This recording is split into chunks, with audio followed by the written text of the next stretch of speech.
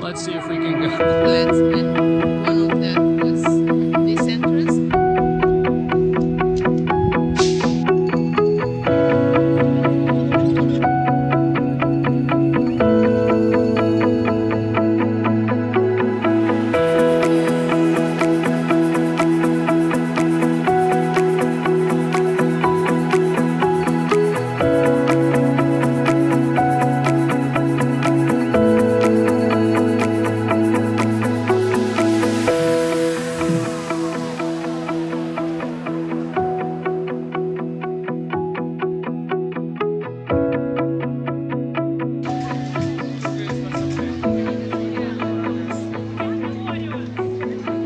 All right, we are back at Changdeokgung Palace. We are trying for, I think, the third time or the fourth time to go to the secret garden.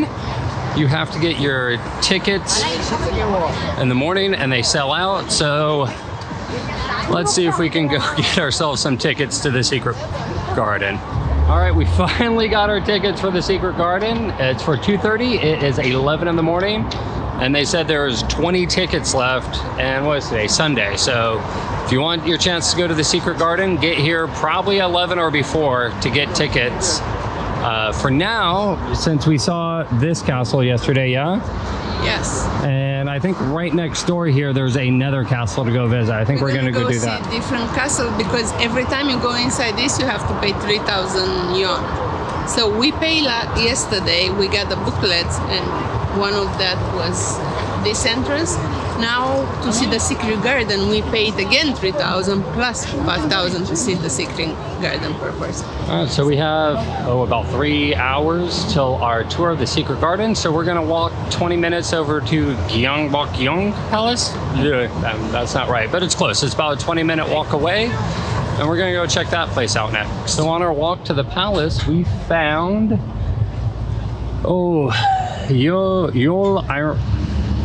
I have no idea. Yeolrin Songhyeon Green Square. So it's this little park right here. You can see the palace we're walking to is right here. And there's a Buddhist temple over here as well. And just wait till you see this park. Just full of wildflowers. Absolutely beautiful.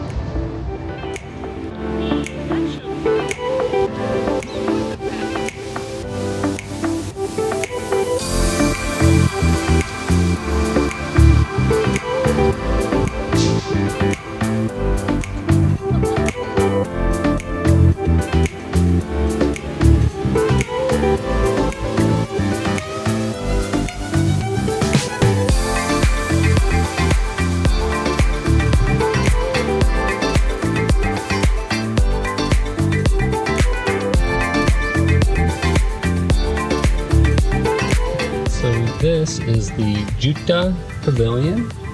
It's supposed to be a representation of the way that the original Korean houses were built. Just in shape and form, not in construction technique. The plant that covers it is not doing so good here in the fall.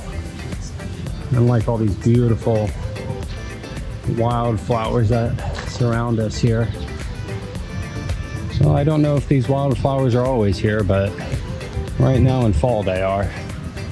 This little park is between the two castles, so I don't know if it's a must stop, but clean restroom, and it's sort of between two places you do want to go to.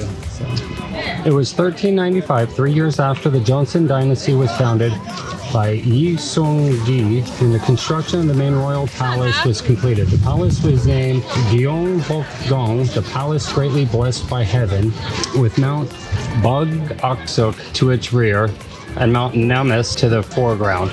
The site of the palace was the heart of Seoul, and indeed deemed auspicious according to the traditional practices of geomancy. So according to my quick, terrible reading of the signboard, this was the first palace that was burnt to the ground by the Japanese, and then they moved over to the palace we saw yesterday and the one we're going back to later, and that palace was used up until the 1870s or so. when this one was also rebuilt. It's sort of interesting that this one was left in ruins for some 270 years. As you can see, to me, it's bigger and more impressive.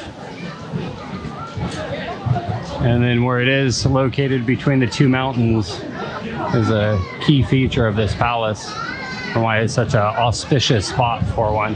And once again, to everybody new to our channel, general disclaimer, we are not an expert in any of these places. We are just, you know, explorers, adventurers, going around, seeing what we can in the time we have and learning what we can. If I say something wrong or make a mistake, feel free to correct me in the comments below. You won't hurt my feelings at all. The last time we were here, you could actually climb up the steps and look inside. I guess it's the palace. I'm not sure if that's the right word. There's a sign that says it's temporarily restricted to preserve our cultural heritage. Which I'm not sure. Maybe they're fixing something or just preserving the paint inside. Because on the outside, they repaint these all the time, but inside they try to leave it the original. So this palace is rather large. There's a ton of different areas and buildings to go into. And we're just gonna explore. We got about, oh, maybe an hour here before we gotta get back over to the other palace for our secret garden tour.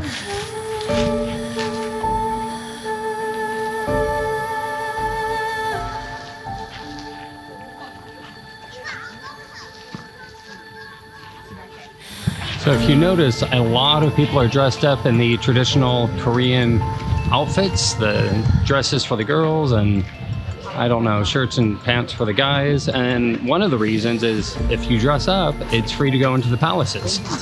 And you just take really pretty pictures when you do it. All over Seoul, there's a ton of different shops that you can go to rent the outfits. I don't know why we never have. We never allow ourselves enough time to do it, I think. Well, we walked towards the back of the palace, and now we're near the Gyeongbokgung Pavilion and the residence here. It's a beautiful pavilion over a lake. And this was the old residence for the royal family.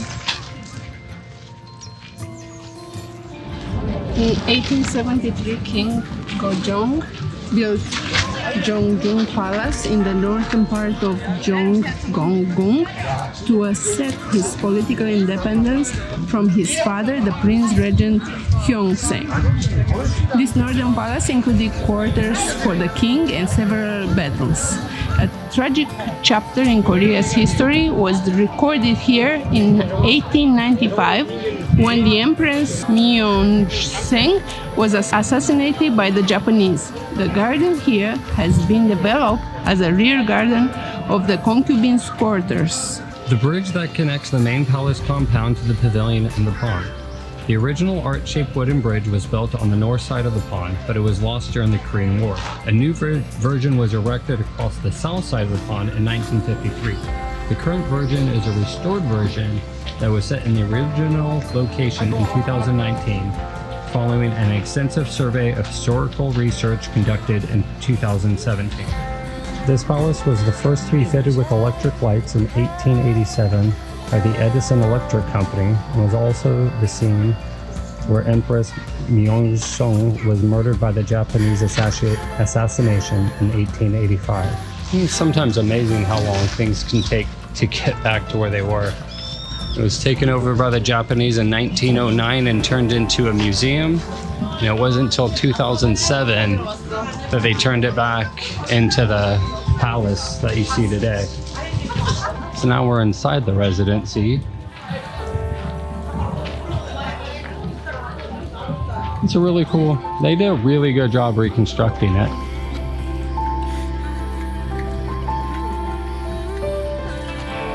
So this hall was built in the late 1800s to house the portrait of the king. It's designed by a Russian architect, if I read the sign right. It's a little bit faded now.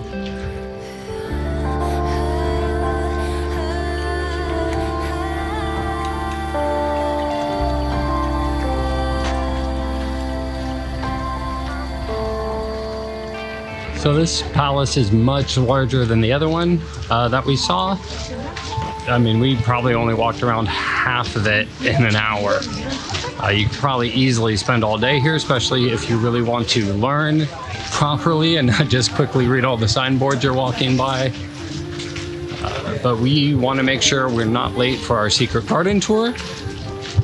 They say it will leave promptly at, your tour time, which ours is at 2:30. If you're not there, you're just going to miss it and you can't enter late. So.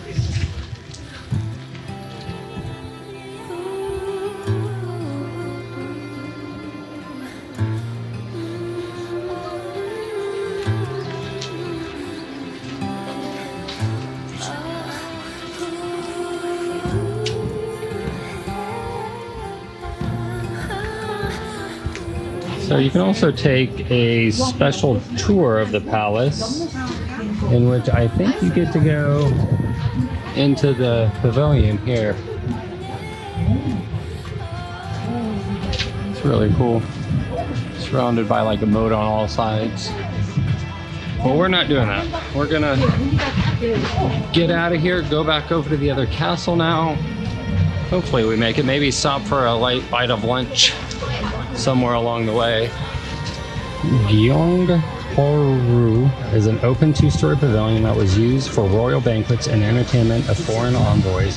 It was reconstructed in 1867.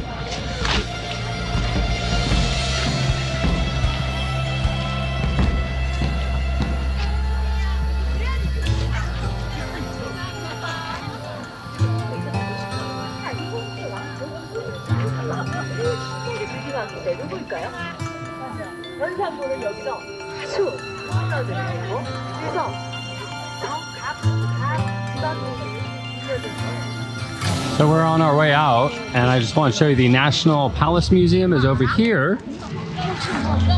But they just made an announcement that they're doing like a changing of the guard ceremony. So hopefully that's just in a couple of minutes and we can watch that. Hopefully we have time to watch it. Here is the changing guards here at the castle. They put up a show when they change. So we're gonna go see them.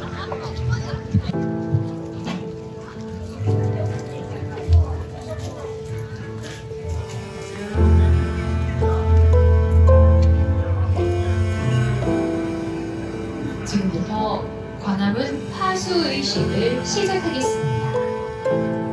이 행사는 지금 종사관을 선두로 관함문을 파수하는 교대 파수꾼이 관함문 월대를 향해 행진하고 있습니다.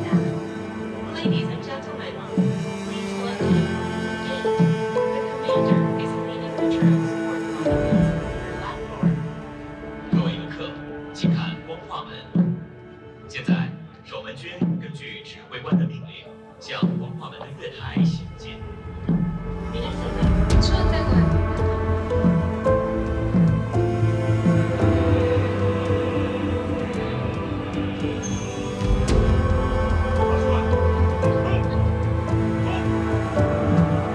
당직 파수꾼과 교대 파수꾼이 종사관의 목표과 주 병장기에 맞춘 하나는 절차입니다. 그리고 지금 취한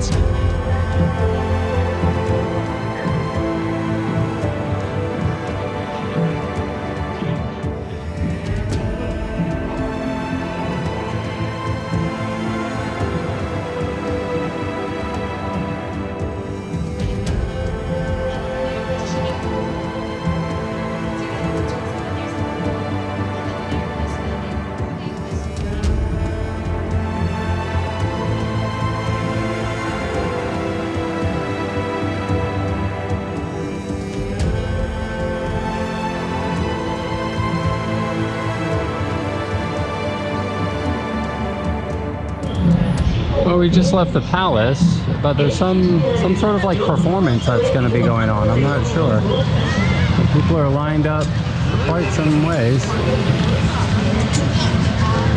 I'm not sure what it's about. Not sure if it's like a protest or like a concert or like a religious thing. What'd you find to eat, baby? We find a bakery and it's so good I forgot to record. I started eating everything. Yeah, we did. So I've noticed there's a lot of, I'll call them like French style bakeries in Korea. And they put out some really, really good products. I forgot what this was called, but it was delicious. This is a basil bread and it is really good. This is like a cheese ciabatta with cheese and olives. And this is a sausage roll. A little sausage in the middle, some onion.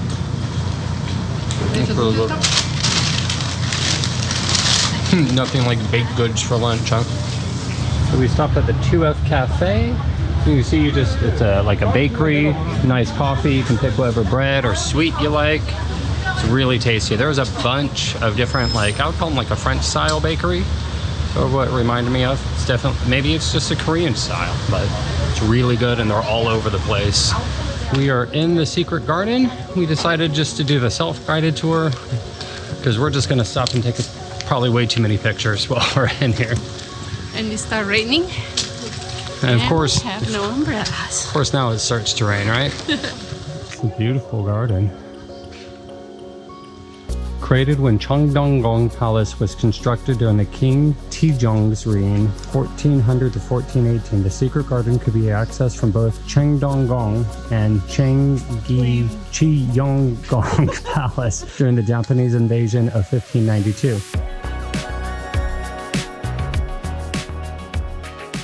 The secret garden of Changdeokgung Palace presents an exceptionally exquisite design. It is adapted to the topology and the natural setting was accentuated by minimizing artificial landscaping. Pond and the Geoncheonggung stream run through the small valleys. Unlike the traditional sense of most palace gardens around the world, this secluded and wooden garden had multiple purposes, not only as a place for the composition of poems, but also a venue for banquets and military drills conducted in the presence of the king. Unlikely, the king and queen also engage in ritualistic farming and raising silkworms in the secret garden.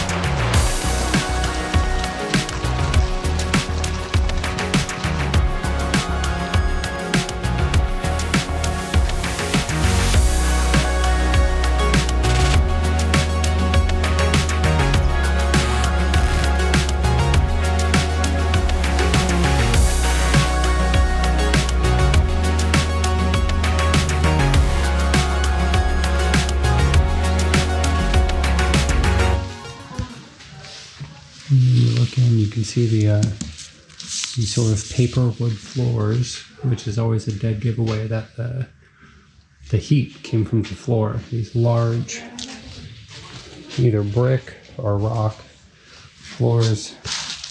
And on one side of the building, they would make a fire, and then the smoke from the fire would heat up the rock.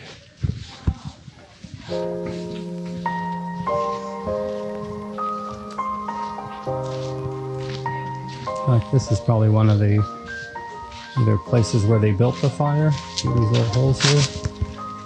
Dude, was where the smoke would come out. Probably where they would build a fire and stuff it under.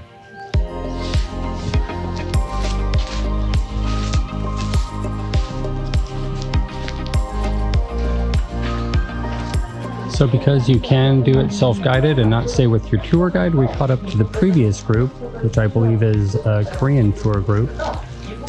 So in truth, I think if you got any tour, even if you don't know the language, you could just go and just self-guide and check out the secret garden. You see so many of these old garden walls that were built using either misfired or broken roof tiles. I just think it's a really neat reuse of discarded materials.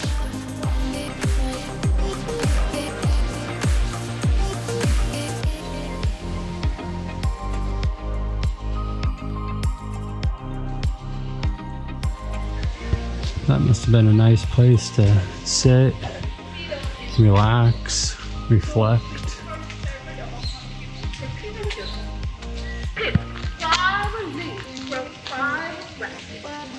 Most of the gardens down below you. Beautiful lake right here, pond.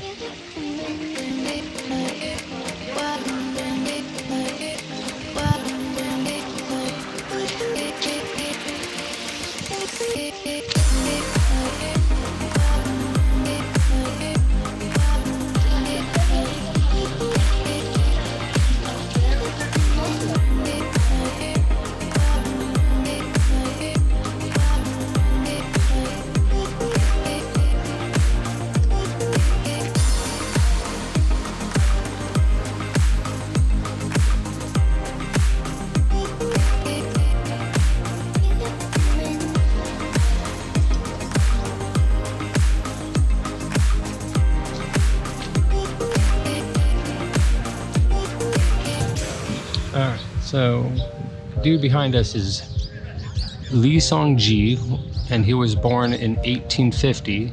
As a member of the inspection mission to Japan, Lee first came into contact with enlightened ideas in 1881, and together with Son Jae-pil and other patriots, he founded the Independence Association in 1896.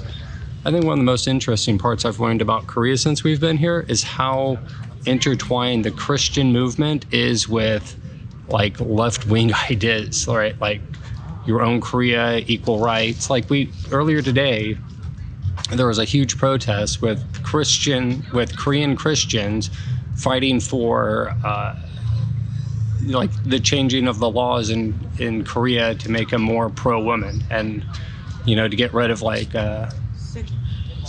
sexual assault and things like that. Like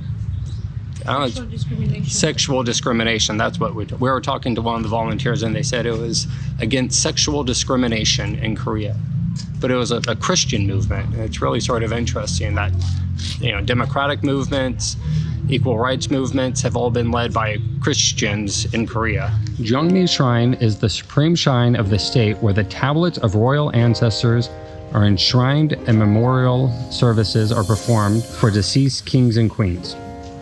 King Taeje, founder of Joseon Dynasty, started the construction of the shrine as soon as he designed Hanyeol, today's Seoul, as capital of the newly founded dynasty.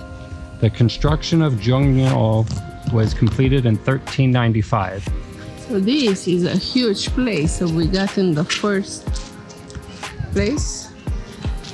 We didn't get to the shrine yet. Then he said this is the road to less travel. Let's go see if they're building a new shrine there or they just refurbished. I don't know. Yes, there are persimmons. There are plenty. Trees full of it. And they're so good. And nobody's eating them.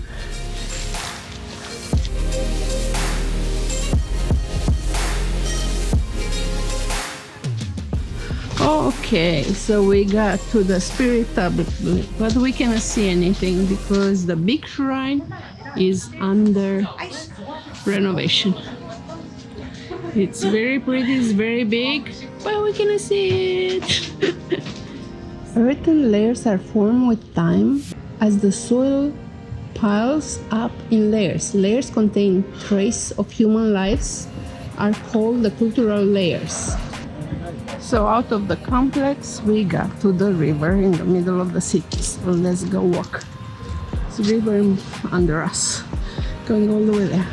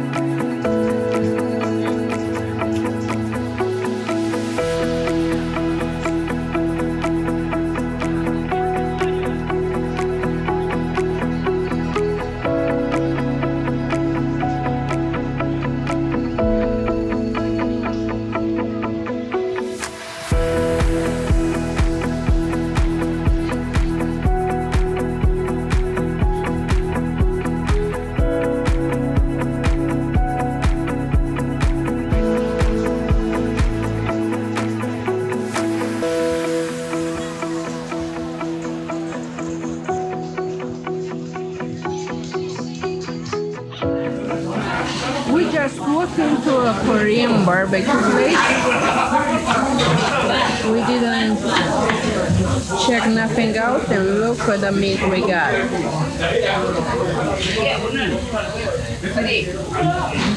She's cleaning up with the paper. So we have pork neck. We have beef rib coming up. We got a big beer and let you know if it's good or not. We got more meat and garlic.